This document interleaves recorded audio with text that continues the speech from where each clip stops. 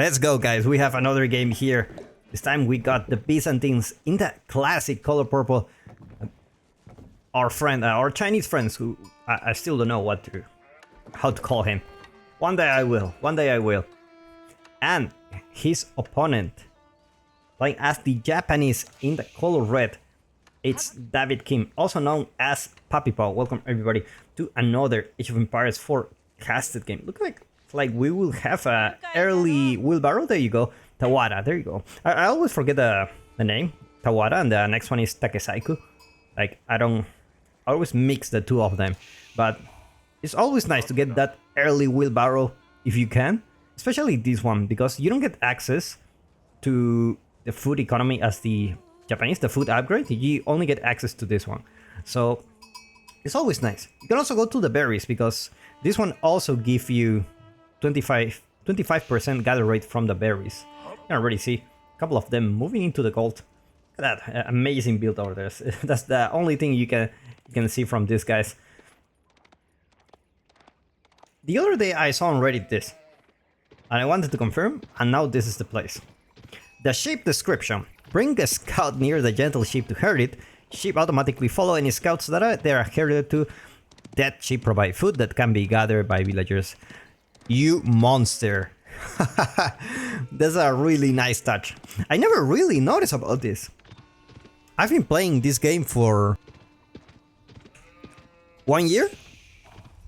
A little over 1 year? Maybe not, like 1 year. And I never read this. Oh my god, such a disgrace for the developers to put such a nice detail, and I haven't really noticed about it. Oh my god. You need to admit that this game has a lot of details. Normally I'm very sensitive to the details of the graphics, because I'm an environment artist by trade, which means my work in the video game industry was to decorate these environments, like the model and do this kind of stuff. And I can really tell they put a lot of effort into those, like a lot of color harmony. Like, look at this. I take a look at the mining camp. These red colors with blue tint to balance everything out, and the design and everything is just so nice to see. So nice to see. Anyway, guys, we're gonna see the Kura storehouse with only one villager. Only one villager. Pretty much, this means to me that I'm not in a hurry to go to the feudal age. I'm not really bothered, because I'm going to skip feudal age. Like, I don't need this. I don't need this at all.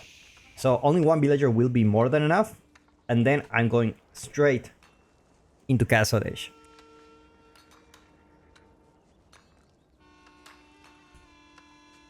And that gets me thinking, like,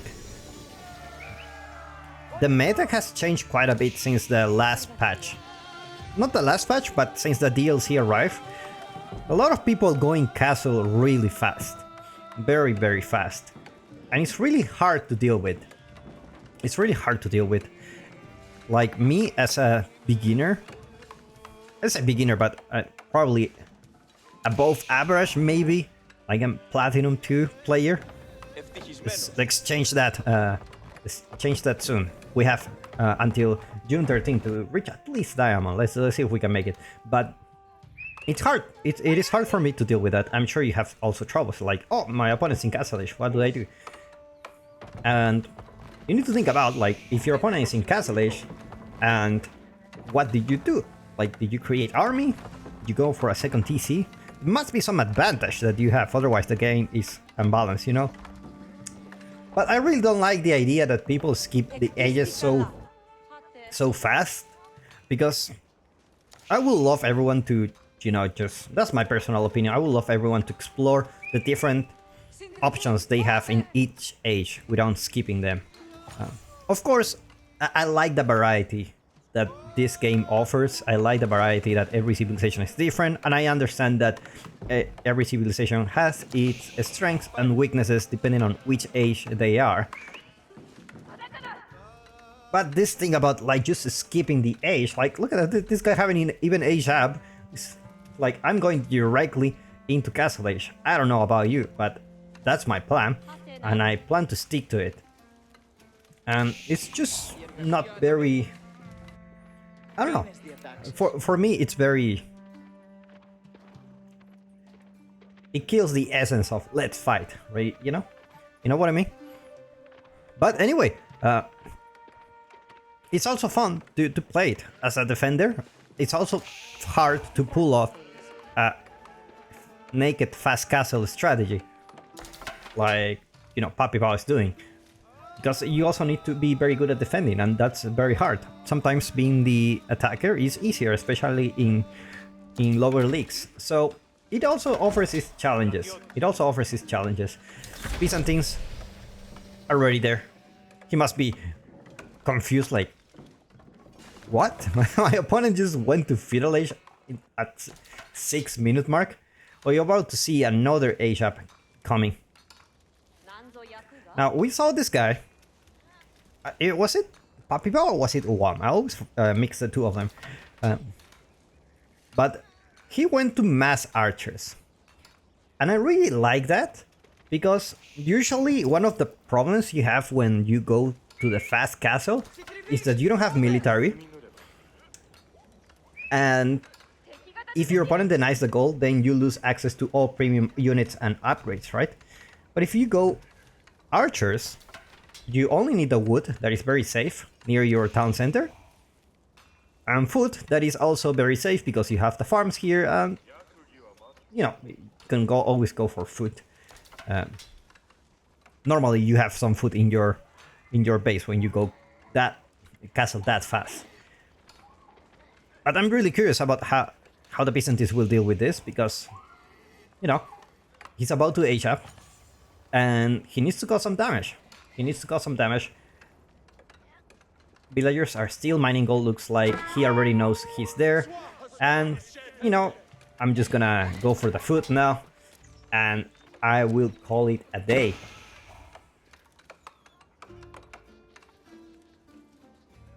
Meanwhile, +1 range attack coming from the Byzantines.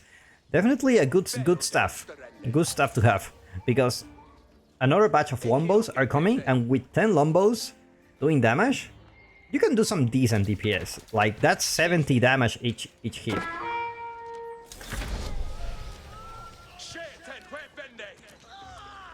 And the castle age arrived at the same time this guy just leave us.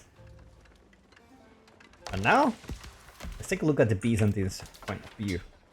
He's around here, he knows he's not on this gold, he's not mining gold.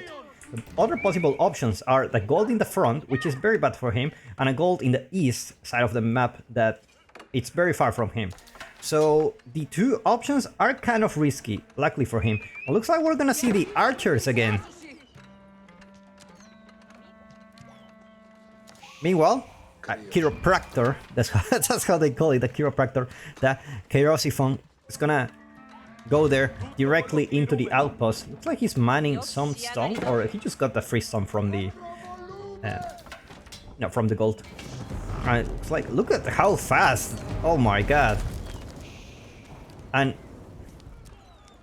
wait, why did he get burned? Oh my god! He's two buildings at the same time, guys. That's what we're talking about. Only one Chaosiphon can do so much damage. I love it. And why is the fire so low resolution texture? Meanwhile, Papi Pao is coming here with a wolf. I'm gonna get some deer. Meanwhile, the archers taking care of the Chaosiphon. And Byzantines are going there with their longbows. Now, these archers, still not veteran. It's gonna take some time. Veterancy is coming on this one. And he did put the Yoroshiro on the foot, actually. That's very interesting. This is definitely very interesting. Usually you put the Yoroshiro, on the archery range, on the production building that you wanna build, just because you have a lot of... you're missing a lot of military units, and you need to catch up.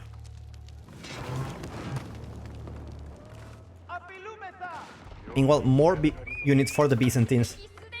Let's go back to income per minute. Let's take a look at the Byzantine base. Still getting some farms here and there.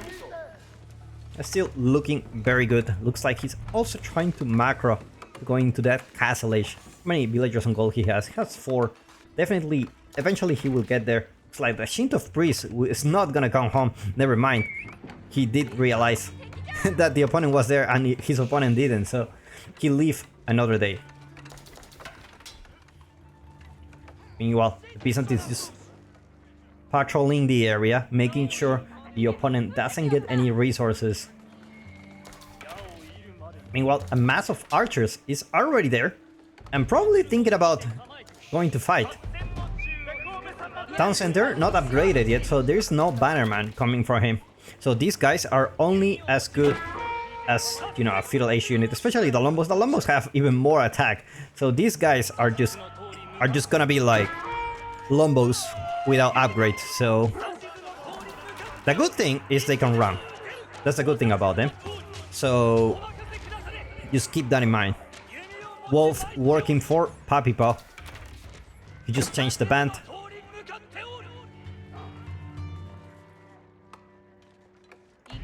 Meanwhile, Kirasifong doing a lot of good stuff here. A lot of good stuff. It's gonna torch the market. Hold on a minute. There you go. Man, I think so sensitive about my throat for the last month since I doing casted games. I'm more alert when what things affect my throat and what doesn't. I even like stop going for some parties or something when my throat is not good. Otherwise, I cannot cast games. Because even in parties, like a lot of people will smoke and the smoke will actually hurt my throat the next day. And it's definitely a big hitter for me. It looks like Papi Paw doesn't have those issues and he's gonna go directly into the Byzantines. Have a couple of stables building for him just to deal with those archers. Definitely what you need. Looks like it's gonna build only one stable and looks like he will have to build the other one on the back of the base if he wants it. Horsemans are starting to be created. These are very heavy foot units, so this will definitely delay the castle age for the Byzantines. Meanwhile, another batch of Lombos is coming as well. I love this camera follow-up. You know, I hate it when I play games. I don't really like that camera, but for casting it's really good. Look at that. This is like high quality production, man. And that's how the two armies didn't collide. They just happened to be in different places at a different time. At the same time. And more archers coming for Papi Paw. 45 already. Look at that. This is getting out of control, man. This is getting out of control. This is the only archer challenge. And you already have the Yoroshiro on 2 of them. So this is gonna pump units every 4 seconds. You're gonna get some archers. Oh my god. Meanwhile, town center still not being upgraded, so you're gonna have to deal with the normal damage for these archers, and also no blacksmith upgrades whatsoever. Doesn't have access to gold yet, but looks like the Byzantines player gave him some time to breathe, and now he's gonna go castle himself. He's already saving some resources, and it's gonna be there very, very soon. At the same time, Papi Paw is actually going for an attack. And it's not exactly... This doesn't look like very scary army. What I'm telling you is 58 archers. That's a lot of DPS. Horsemen, we're gonna find the Shinto priest. And at the same time, they're gonna hit the jackpot here. At the same time, archers just gonna keep doing damage here. Those are a lot of horsemen are just there for taking the damage. They're not really there for doing the DPS because these guys run fast. These guys run fast and, you know, you can just one-shot a horseman. There's no need for you to be worried about not killing them. They will die very quickly. More archers coming for Papi Paw. You see your casual over 60 archers on the field. Meanwhile, the Byzantines is still on the H2. Now, the good thing for the Byzantines is that his opponent didn't have +1 range attack. If he had +1 range attack, that battle would have been very different. Especially with the Bannerman. Only one +1 range attack can make a huge difference. You're going from 60 to doing 6 damage each. It's 360 damage. +1 will be 420 damage. And +2 range attack will be 480 damage instead of 260. So luckily for him, his opponent didn't have the blacksmith upgrades. It's like he deleted the archery range just to save the Yoroshiro. Gonna put it somewhere else. It's already having some stun. Looks like the Daimyo Manor is coming soon. And now the Mount Samurai are joining the party. Let's take a look at where is it. There you go. Mount Samurai looks like he's gonna put the Yoroshiro here as soon as the priest is available. And it's already 2 relics secure. 2 relics being secure so far. It's like the archers will find the horseman. Getting really close to the horseman actually. The wolf finally kills Steel. And at the same time, more archers. Finally, they are getting +1 range attack. The Byzantines struggling to go into the next age. Horseman just there dying without doing any kind of damage, just because there are so many of them. Even if you manage to hit them, they will just run, and you're not gonna do much. And now the big guys are here. Mount Samurai. Nothing like having a 24 damage melee unit on your side. Kerosifon still alive. Longest lifespan for a chiropractor here that you are witnessing. Farm transition looking very good for the Byzantines. Let's take a look at how many farms. 23. Nothing but success here. Nothing but success. I call that very, very good farm transition. Meanwhile, Golden Horn Tower is gonna come soon, and veterancy for all these units are also coming. So that should help the Byzantines. Remember, the Byzantines also a very strong Civ. He may not be in Castle Age the whole time, but he still have very good army numbers, and farm transition is looking very good for him. Not only that, but olive oil is also working for him, and now new age begins. The chiropractor going by itself is like, let's go guys, you promised me we're gonna come as long as you go to Castle Age. And now these archers are gonna have a tougher time, but now it's different. Now there is the Bannerman, and they have +2 attack, +3 will come very, very soon. So these guys are gonna do more damage than usual. Here you go, 9 damage each. It's a huge boost. Huge boost. Use your casual 73 archers on the field, man. Dead by 1,000 arrows. Oh my god, what is this, guys? What is this? Oh, the horsemen are already better. Looks like the Byzantines can't really just activate their cisterns, so they just get their upgrades right away. Kerosifon finally gonna go down by a single archer, and then it's just gonna be an archer only battle here. This is really getting out of control, guys. This is... I don't know how to say this. Kerosifon is still alive. Longest lifespan for a Kerosifon in the whole game, and he taps out. He cannot beat the mass archer composition from Papipo. Well played by these two players. Hopefully you enjoyed this match, and I'll put the links in the description where you can follow them. See you the next one.